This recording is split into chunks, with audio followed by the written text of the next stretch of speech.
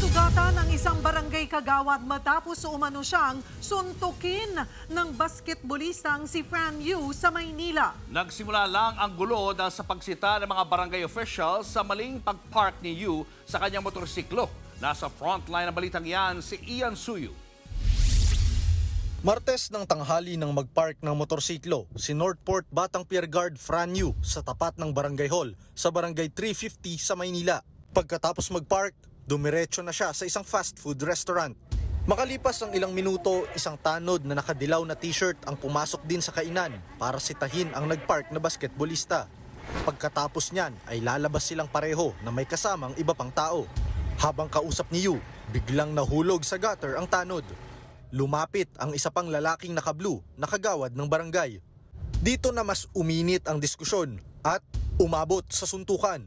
Dahil sa gulo, nasugatan sa mukha ang kagawad na kinilalang si Vic Ferales. Dito sa bahaging ito, nagpark ng motor ang Northport player na si Fran Yu. Pero ayon sa barangay, ang espasyong ito ay para lamang sa barangay patrol at mga emergency vehicles ng barangay. Kaya nga merong malaking placard na nakalagay dito sa harap mismo na sinasabing no parking. Kwento ng tanod na sumita kay Yu, pinagtaasan kaagad siya ng boses nang sitahin niya ang PBA player sa pagpark ng motor.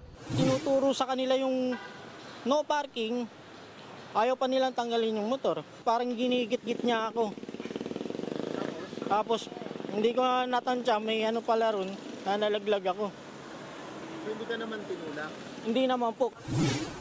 Natigil na raw sana ang tensyon pero dumating ang tatay ni Yu at muling nagkaroon ng suntukan sa tapat ng barangay. Yung tatay niya naman, talagang parang galit na rin. Tinulak niya yung anak niya eh.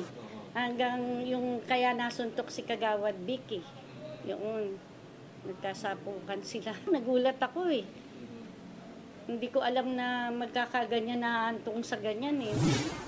Nakapag-usap naman na daw ang magkabilang panig pero kung hindi magkakaayos ay posible umanong magsampa ng kaso ang kagawad. Ang PBA naman, iniimbestigahan ang kinasangkutang gulo ni Yu.